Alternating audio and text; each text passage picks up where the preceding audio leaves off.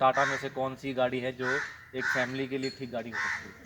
देखो entry segment में तो बहुत सारी गाड़ियां हैं दिलीप जी, हम्म लेकिन कम से कम आप गाड़ी लो तो ये होना चाहिए कि संतुष्टि हो। हम्म, संतुष्टि देखी जाती है कि वैल्यू फॉर मनी, अगर आप फैमिली गाड़ी ले रहे हो बिल्कुल। तो भाई ये पहले तो आपका बजट कितना है, हाँ। और बजट के बाद में आपने गाड़ी ले ली फैमिली कार, तो 4-5 साल तो रखोगे।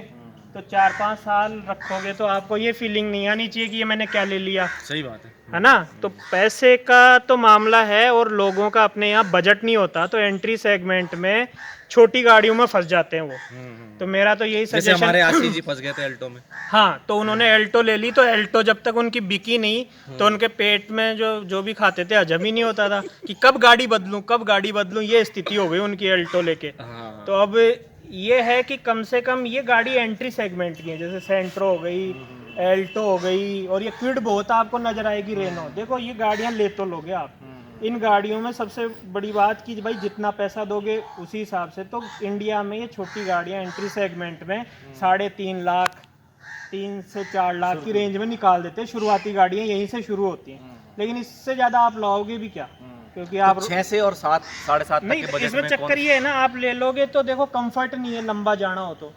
दूसरी बात सेफ्टी नहीं है, तो सेफ्टी का भी बहुत ध्यान रखना पड़ता है। अभी वो चल रही है i20 नियोस, जो भी जाए आंधी आंधी बिक रही है, आंधी समझते हो, जो भी जाता है ले आता है, देखता ही नहीं। अब 7 लाख पेट्रोल में पड़ रही है वो स्पोर्ट्स मॉडल उसका, लेकिन उसकी सेफ्टी देखो तो 2 ही रेटिंग है उसकी, है ना। तो इसी तरह ग्रैंड i10 नियोस है, ग्रैंड i10 है, सेंट्रो है। तो फिर मेरा तो ये मानना है कि गाड़ी अगर फैमिली में लेनी है तो थोड़ा इंतजार कर लो या बजट बढ़ाओ, गाड़ी ऐसी लो जो 5-6 साल आपको सोचना ना पड़े।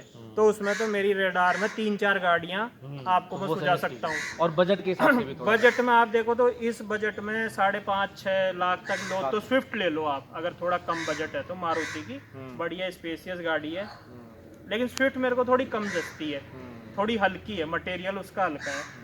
तो फिर आप आओ तो आपके पास में दो रेटिंग कम है। कम ही है, वो मेटल हल्का है उसके अंदर, और लेकिन स्पेसियस है। और फिर अब आता है, आप हुंडई में जाओ तो i20 आपको नजर आती है, देखने में इतनी ऐसे लगता है मन करता है अभी खरीद लूं, लेकिन जैसे आप पैसा पूछते हो तो भाई रहने दे, थोड़ा दूर हट जाते हो। क्या 8 लाख 9 लाख रुपए में आप एक हैचबैक गाड़ी मिलती है आपको, तो वो लगता है ओवर प्राइस्ड गाड़ी है। तो अब आते हैं थोड़ा सा अपने इंडियन कंपनी के अंदर, अगर देखें तो जो अभी बढ़िया बूम में प्रोग्रेस कर रहा है, तो मुझे ये समझ में आता है टियागो से ऊपर उठो थोड़ा सा, और अगर आप टाटा की अल्ट्रोज लेते हो तो आपको एक बार कहने की नहीं, जाओ देखो समझो चलाओ और समझ में आती है तो बुक करा दो, क्योंकि उसकी रेटिंग भी अच्छी खासी है, 4 स्टार रेटिंग है।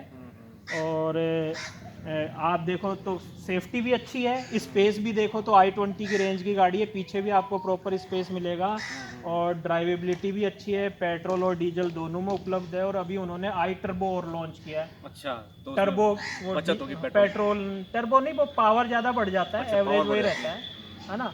तो वो टर्बो के अंदर क्या होता है कि इंजन 1 लीटर का ही रहता है, लेकिन वो पावर ट्यूनिंग ऐसा होता है कि बढ़ जाता है। तो एल्ट्रोज कम से कम आदमी को अगर एंट्री कर रहे हो तो सेफ्टी और थोड़ा लंबे समय 4-5 साल गाड़ी रखनी है, तो लेने के बाद भी ये ना लगे कि मैंने क्या ले लिया।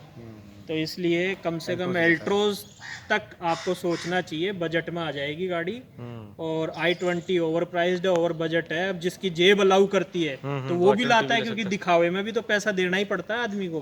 तो ये स्थिति है। उसके बाद में अगर छोटी गाड़ियों में और देखो तो महिंद्रा की ऐसी कोई हैचबैक गाड़ी आती नहीं है ना। और अगर आप इधर किया अच्छा, इसमें जो सीएनजी मॉडल आ रहे हैं उसके बारे में भी कुछ राय रख सकते हैं कि जो इसमें हुंडई में जो सीएनजी दे रहे हैं, टाटा वाले तो हालांकि भी सीएनजी में नहीं देखो उतरे। सीएनजी भी ले सकते हैं, लेकिन सीएनजी में क्या किट लगा होता है डिग्गी के अंदर पीछे, ऐसा कोई किट का ऐसा फिटिंग असेंबली नहीं है कि वो गाड़ी के अंदर कहीं एडजस्टमेंट हो, वो आपके बूट स्पेस को खत्म कर देता है।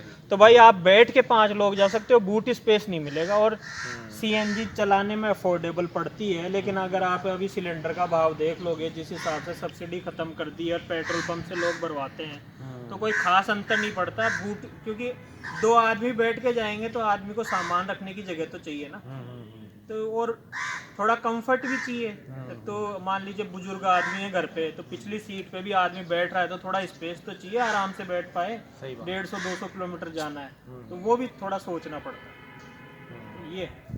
तो फाइनल क्या होगा? तो इतना भाई फाइनल प्रकाश जी की तरफ से तो एल्ट्रोज पे ही मोहर लग रही है, ऐसा लग रहा तो है। वो मोहर नहीं, हाँ, जाओ मतलब- देखो हाँ, वो चलाओ तो है ही, वो और तो है ही। फिर आपके उसके जो पीछे समझ में कारण आए, कारण बजट तो में है ही आए। उसके पीछे जो हाँ। बताया सर ने। देखने में आई ग्रैंड i10 नियोज भी उसी हाँ। रेंज की गाड़ी है, लेकिन आप देखो एल्ट्रोज जो है वो i20 की रेंज की गाड़ी है, हाँ। बेलेनो के रेंज फीचर की और वो गाड़ी सब है। देखते हुए, हाँ फीचर हाँ। स्पेस देखते हुए। बेलेनो भी अच्छी गाड़ी है, अगर स्विफ्ट से आप अपग्रेड करना चाहते हैं तो बेलेनो और एल्ट्रोज समझ में आती है। i20 में तो 2 लाख रुपए एक्स्ट्रा दे दो उन्हीं सब चीज़ों के लिए आप।